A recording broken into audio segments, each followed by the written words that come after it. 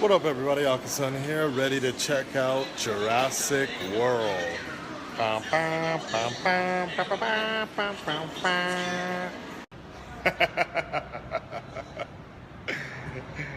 the fuck out of here with that bullshit. Ant-Man coming soon.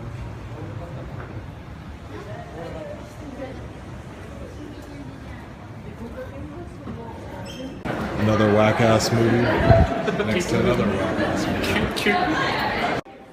A spy movie next to another spy movie. Paradox. Pretty cool.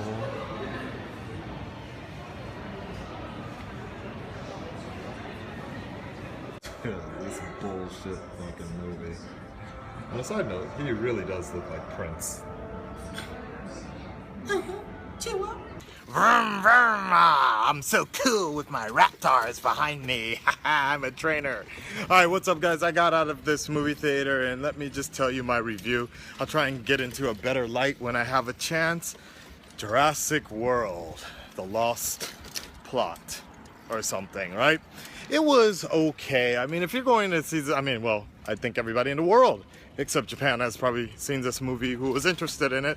But going into this movie, I kind of knew, going with rehashes and all that, what exactly are you going to get? The magic, is it better than the first one? No, by far not. Is it better than the second one? Depends on you ask. I never liked the second half of the second movie, so that's what that is. Is it better than the third one? Obviously, yes. This is true. Okay, my fault. The light is pretty shitty around here. But anyways, keeping all that in mind, what do you get with Jurassic World? Well, you can see the attempts were very good. You can see that they tried to do something special, or tried to at least not just make a cash-grabbing sort of generic plot type movie, right? They tried to do something here. But let me go ahead and take you back a little bit to one of my older reactions, and I'll be back with you inside. And just pay attention to what I have to say. Awesome. Corporate felt genetic modification would up the wow factor. They're dinosaurs. Wow enough. If we do this my way.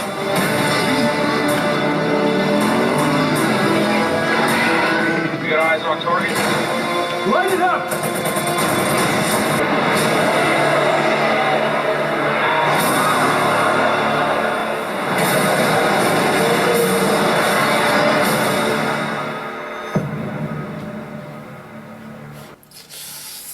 Ooh, that trailer might have just exposed maybe a little too much of the movie.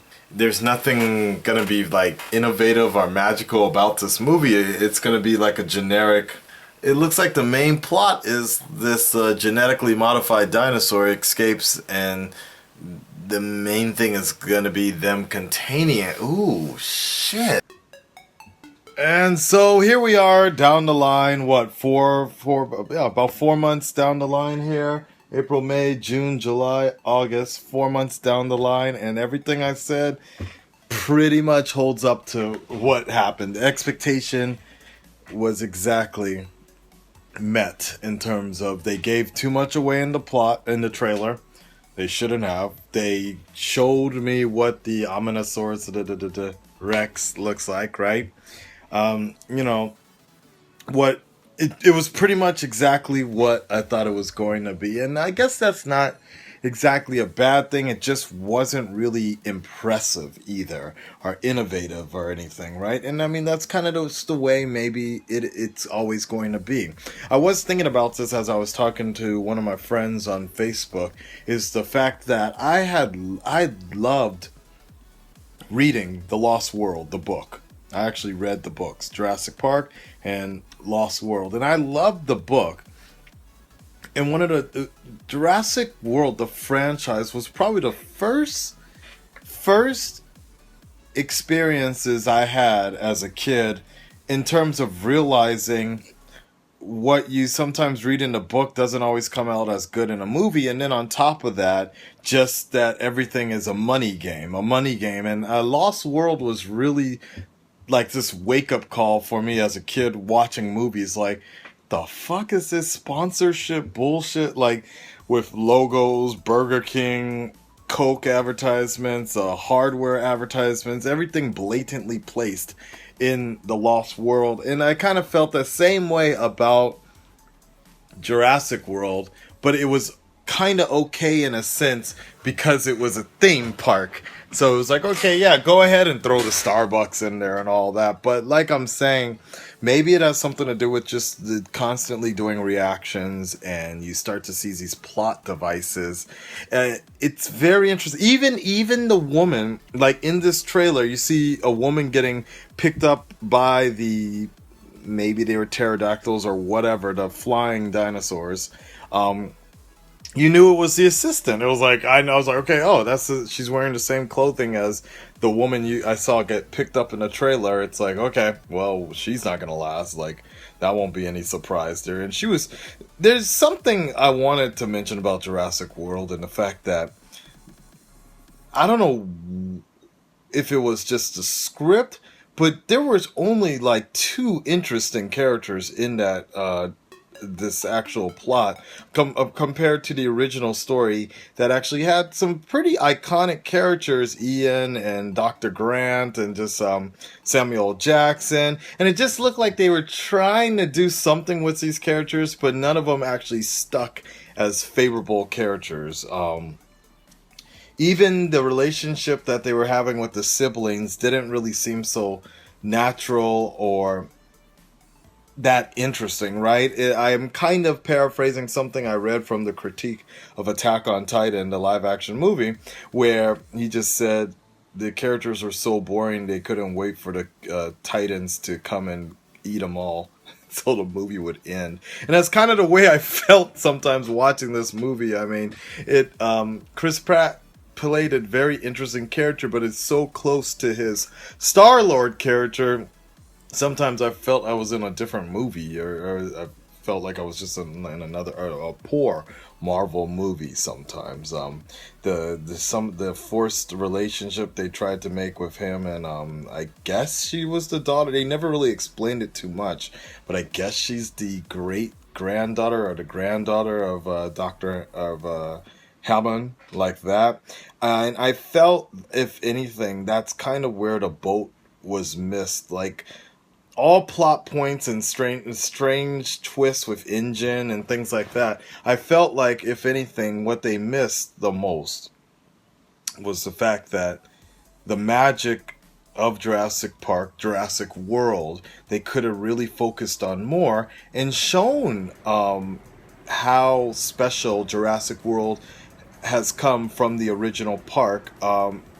Like, show more of the exhibits and how the kids are having fun. And I felt they just kind of glossed over that and went straight into the what did they call it, we have something, the letter A, on the run, whatever. Like, basically they have a goddamn dinosaur on the run. Okay, like, they went straight into that plot point and set it up from the beginning, opposed to kind of focusing on what I would like to have seen. Like, what I thought would be very nice would be just like, look, here's a park 20 years in the future, and you could roll around in like a little mouse ball. You could see holographic things. The petting zoo I thought was done fairly well. And I was also thinking maybe one of the bigger reasons why they glossed over this theme park is because of the fact that we live in a day and age where robotics are not used as much anymore.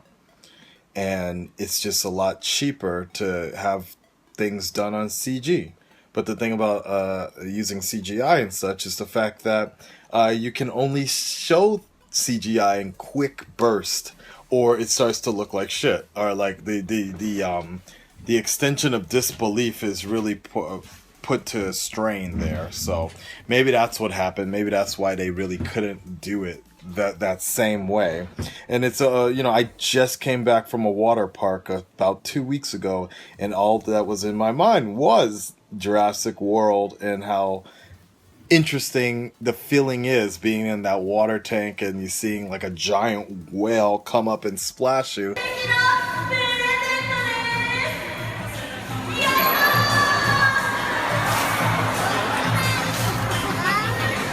And I thought they handled that part very well. It's just that certain other plot developments could have been handled a little bit differently. But who knows? Overall, guys, I'm gonna give this gives this movie kind of a medium. I probably should have rented it instead. The 3D was nowhere worth the price. Like you didn't even feel like it was a 3D movie or where the 3D was utilized correctly at all. They could have. I really wish out here in Japan that they would give you the option of just watching the movie in IMAX and that's it. You know, Jurassic Park, the first movie, was also the first introduction for me into like DTS sound, really IMAX sound. There was one other one started with an L or something like that. Also LucasArts, or Light and Magic Entertainment. Like, it was an introduction into a lot of these elements that still stand strong today, but the sound presentation in the 3D was non-existent. But even the sound presentation could have been a little bit better when the dinosaurs were roaring and things like that. So it wasn't a bad movie. It just didn't have the same magic as the original and really added nothing new to the franchise unless you are not familiar with what the franchise started out as, the way Jurassic Park really changed things in the movie game. So who knows what will last in who knows what will happen in the future. Other plot points were kind of interesting, but like I said, they were trying to put in these weird twists and turns that just really didn't mean much to the overall point of the story. And what I thought was one of the most interesting things, with the original scientist from the first movie still around, basically really making a very good point, is that he's not a mad scientist, but what they've been asking for, what he's been doing from the beginning, has been the same and been consistent. None of the dinosaurs, these aren't real dinosaurs. These are they've always been genetically modified with something else put in, and that stands true from the beginning of the first movie, from the first book, is that they were adding in amphibian genes to replicate some of the DNA cells that were lost. So it's very interesting. It's, not going to be as thought-provoking as the original or make you believe that something like that could actually happen. But nevertheless, rental for sure. I don't know if I would ever spend $30-something again on a movie ticket like that for this movie. And in short, it was still better. I'm assuming for most people it'll still be better than Attack on Titan, the live action movie, right? That and all that, let me tell you one more thing. Oh, the one guy that was kind of supposed to be like the hacker, computers, like cynical, old school fanboy dude, right? Is it just me, or was that role just like begging for Kasim G to actually play that role? Like, it's almost like the screenwriter or the director wanted Kasim G to do this movie, but he couldn't, so he had someone else fill in, if that wasn't Kasim G himself, just with a few more pounds. Very interesting. And the guy from Daredevil was in it. Very interesting. The Kingpin. Anyways, there you go, guys. I finally got to see that movie, and I guess coming up next, I guess that's pretty much it for summer movies, guys, in terms of American movies. Fantastic Four will be Fantastic Four will be coming out soon. We'll be skipping that. But in terms of anything else, Ant-Man. Ant-Man comes out next month, and we also have Shingeki no Kyojin, the second part of the animation, not going to see the live action one, but the second part animated. Alright, hope you enjoyed the review. Peace. Hey guys, what's up? Akasan in Japan, and the shame. Shame. Shame.